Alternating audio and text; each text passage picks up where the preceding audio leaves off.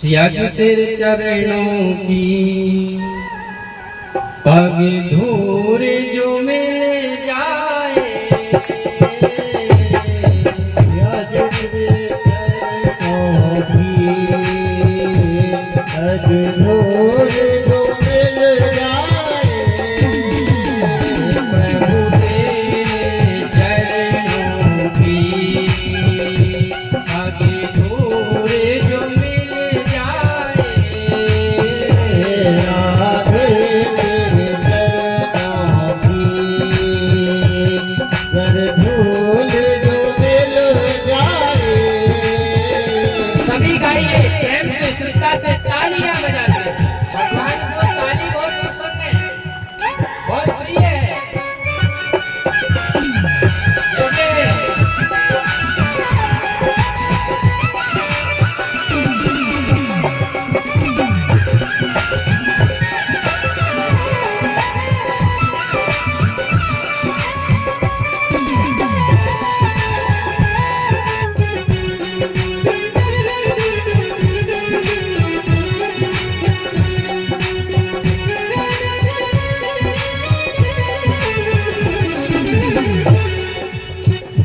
सुनते हैं तेरी रहमत, सुनते हैं तेरी रहमत, दिन रात बरसती है, दिन रात बरसती है।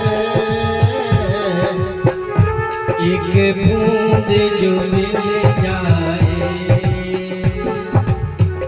ज्यादा नहीं,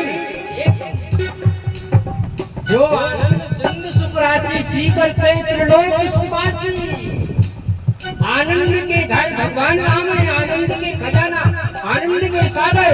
लेकिन वो आनंद भगवान के पास है, उसमें से एक सीख तोड़ करके भगवान जो छिड़क देते हैं, उस सीख के छिड़कने से संसार आनंदित होता है। वही बूंद एक बूंद है, एक बूंद जो मिल जाए, एक बूंद जो मिल जाए, ओ एक बूंद जो मिल जाए, मन की गली खिल जाए, एक बूंद मिल जाए। सिया जो तेरे चरणों की सिया जो तेरे चरणों की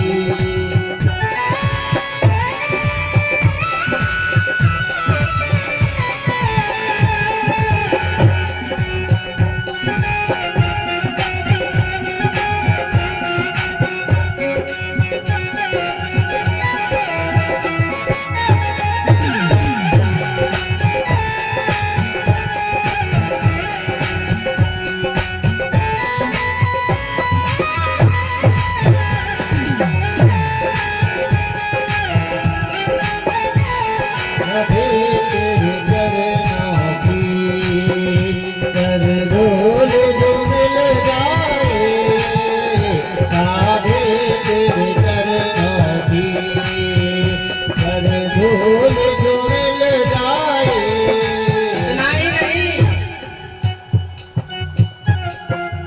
ये मन बड़ा चंचल है, ये मन बड़ा चंचल है, गीता कहती है चंचल ही महाकृष्णा। ये मन बड़ा चंचल है, ये मन बड़ा चंचल है, कैसे तेरा भजन करूं, कैसे तेरा भजन करूं, जितना इसे समझाऊं, जितना इसे समझाऊं, उतना ही मचल जाए, आई मचल जाए। सिया जो तेरे चरणों की सिया जो तेरे चरणों की पग धूर जो मिल जाए, धूल जो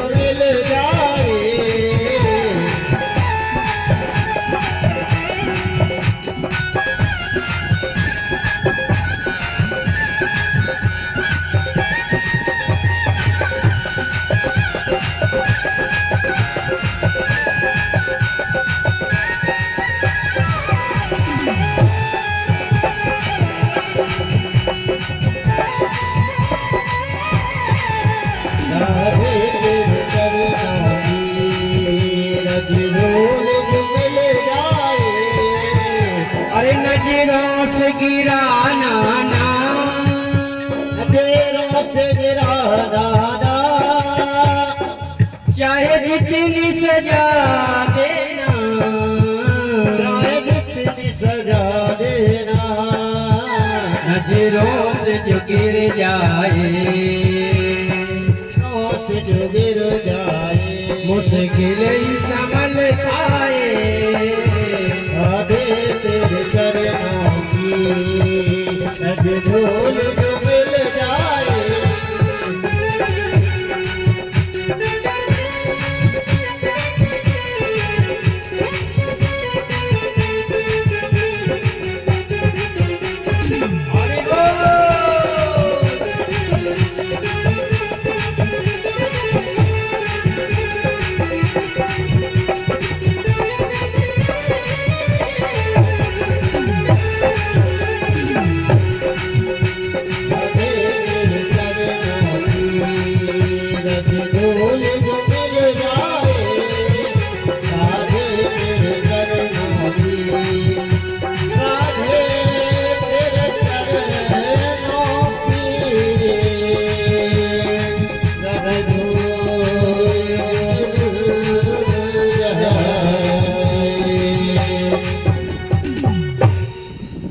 बोलिए श्री सीतारामचंद्र भगवान की।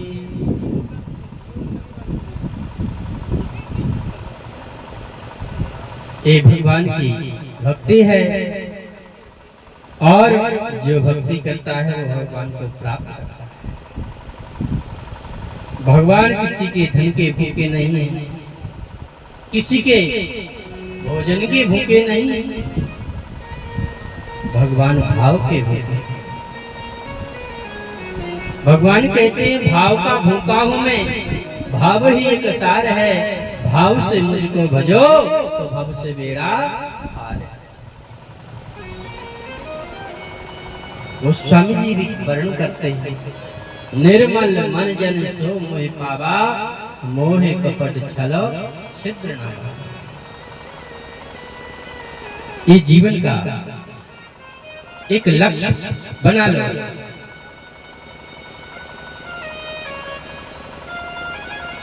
ये बड़े बड़े संत महंत ये सब पागल नहीं है जो दिन रात भजन करते रहते हैं। आखिर वो कुछ जानते हैं कि भगवान की सत्ता क्या होती है। जब जीव जन्म लेता है तो भगवान से इरादा कर करके आता है कि मुझे भगवान इस नरक से, गर्भ रूपी नरक से बाहर करो, मैं तुम्हारा भजन करूंगा।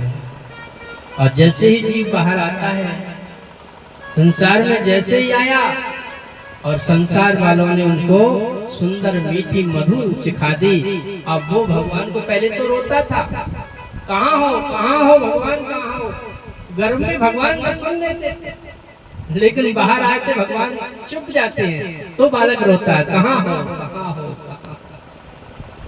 लेकिन संसार के लोग उसको मीठा चिखा देते हैं, फिर वो भगवान को भूल जाता है, उसके स्वाद में मस्त और फिर धीरे धीरे उसका कर्म बढ़ने लगता है।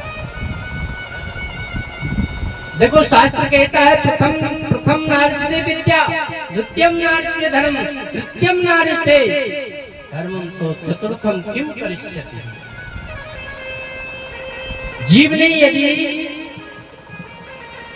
प्रथम मानी जो उम्र का चौथा हिस्सा,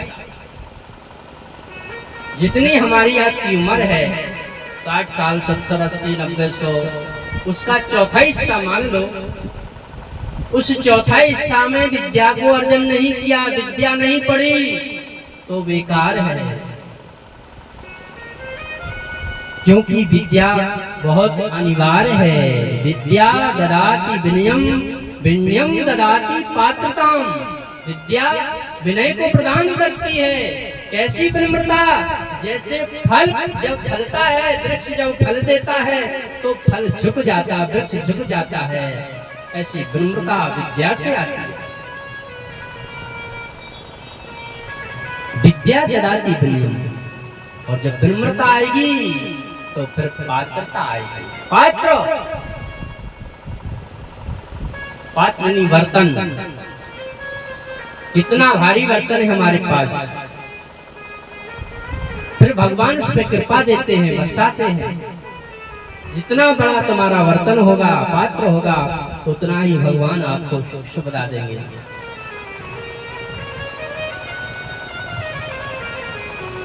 तो विद्या को अर्जन करो। जाति विद्या यशो बलम, विद्या ददाति विनयम, विनयम ददाति पात्रताम,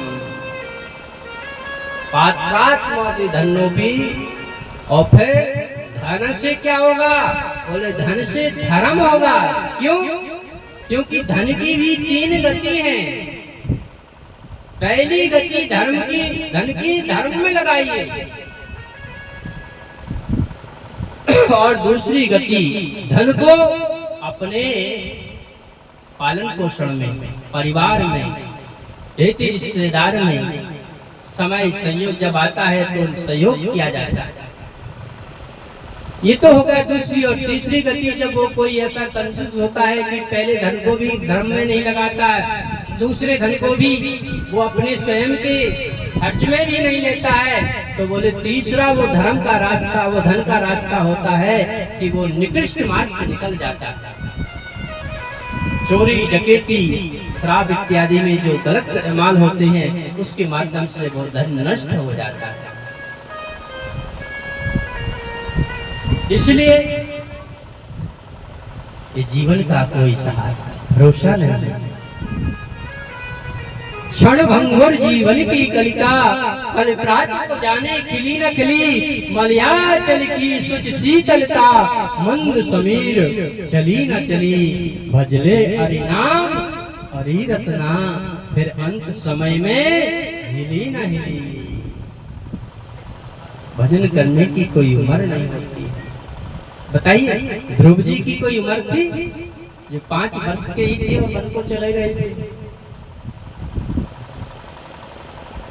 जब से विनय पत्रिका कहती है कि जब से जागो तभी सवेरा, अबनो न सानी अबनो न सइयो, राम कृपा भव निशा सिरानी, दागे फिरे नाट सइयो। अब तक भूले रहे तो ठीक है, पर अब जाग जाओ। जब जागो तभी सवेरा, जब जागो तभी सवेरा। भगवान का भजन करो, थोड़ा सा समय निकालो और भगवान का भजन करो।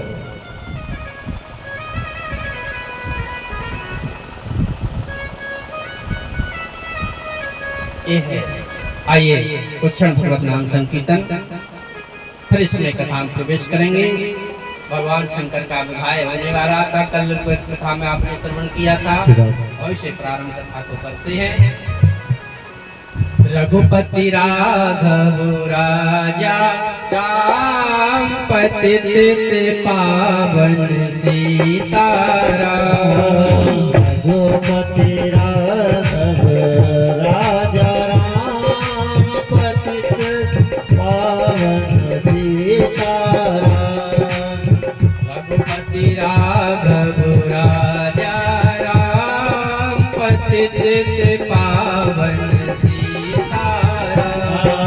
रघुपति राघव राजा, राम पतित पावन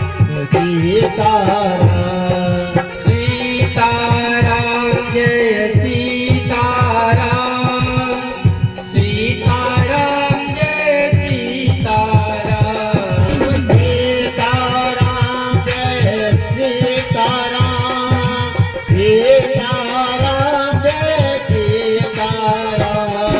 रघुपति राघव राजा, राम पतित पावन सीताराम।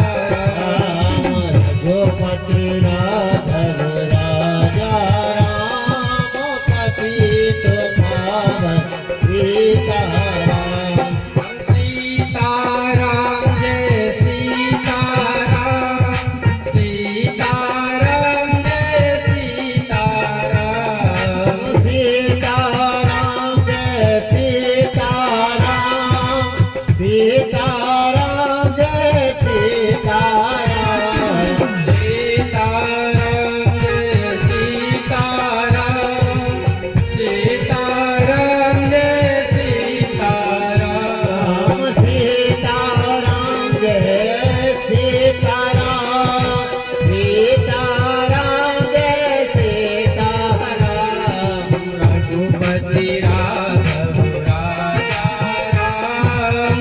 पतित पावन राम रघुपति राघव राजा राम पतित पावन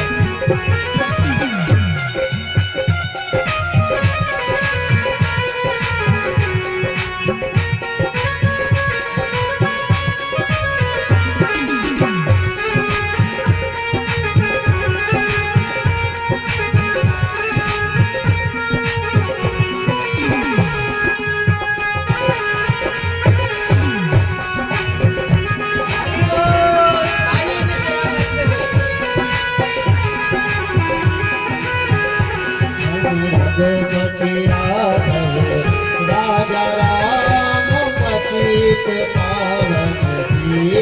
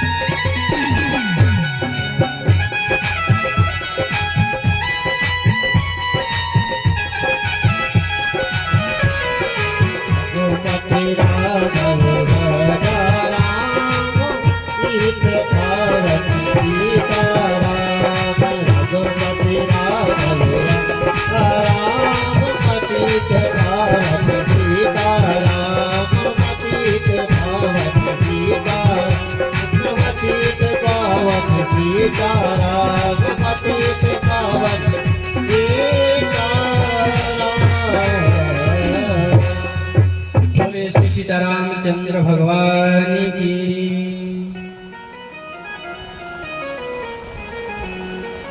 कहा है कवि ने, नाम लिया हरि का जिसने, तिन और नाम लिया न लिया।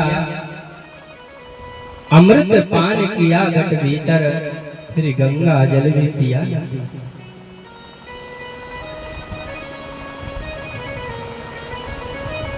जड़ चेतन सब जग जीवन को, घट में अपने सब जन सदा, और सबका प्रतिपालन नित्य किया।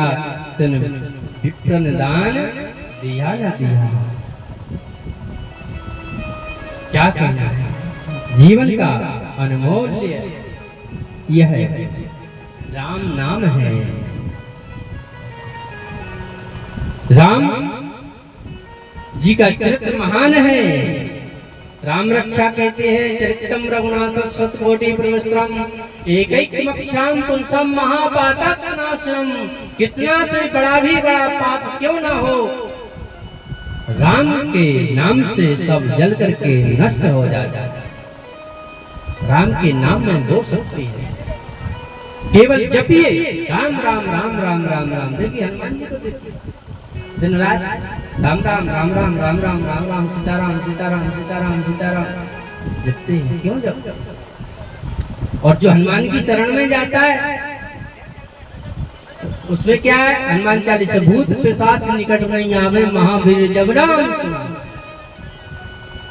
तो प्रताप किसका है? प्रताप हनुमान का नहीं है, प्रताप राम नाम का है। क्योंकि हनुमान राम को जपते हैं, राम को भजते हैं, इसलिए राम नाम जपिए तो हनुमान भी प्रसन्न हो जाते हैं। राम अनंत है, राम अनादि है, राम की महिमा अपार है।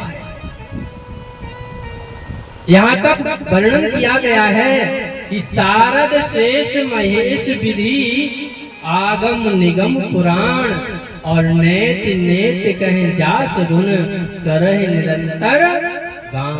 बड़े बड़े वक्ता, हमारे जैसे छोटे मोटे तो तमाम हजारों लाखों गान करते फिरते हैं, लेकिन उनका पार नहीं पा सकते हैं। बड़े बड़े वक्ता हैं सात, उनसे बड़ा कोई वक्ता नहीं है। शारदा शेष जी, शारद शेष महेश जी, शंकर भगवान ये भी वक्ता है। शारद शेष महेश विधि ब्रह्मा जी ये भी वक्ता है। हमारे जैसे छोटे मोटे वक्ताओं की गिनती नहीं है, ये बड़े बड़े वक्ता हैं। और जो बड़े बड़े वक्ता बकते रहते हैं दिन रात, फिर भी भगवान का पार नहीं पा पाते।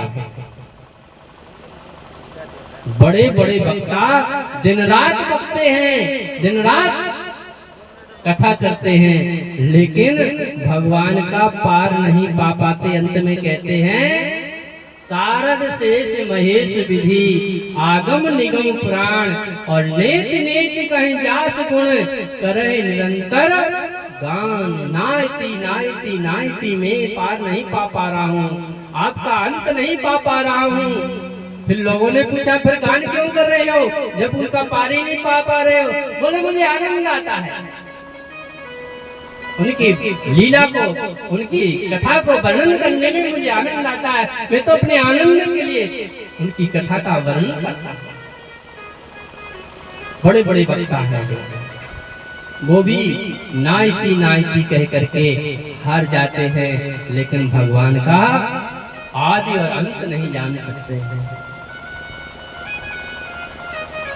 7 पर्वत हैं, बड़े बड़े 7 वक्ता हैं और 7 ही पर्वत हैं। हिमांचल आदि शैल हिमांचल आदि जेते चित्रकूट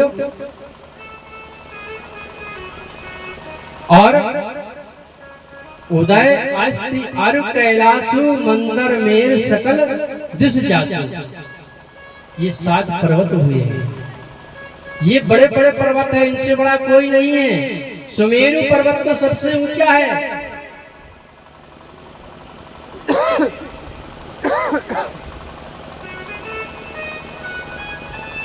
जब प्रलय काल की वह वायु बहती है, वह हवा चलती है महाराज। जब महाप्रलय होती है ना, तो वह वायु का प्रभाव होता है कि जी अचल पर्वत है, बड़े बड़े पर्वत हैं, इनका नाप छोड़ नहीं है, फिर भी ऐसे पर्वत उड़ करके समुद्रों में समा जाते हैं। तो बताइए प्रलय काल में रूह की क्या स्थिति है? ये सब भगवान की लीला है। ये हमारे आपके करने से कुछ नहीं होता, भगवान की इच्छा से ही होता है। भगवान की जो इच्छा होगी वही होता है। हरी इच्छा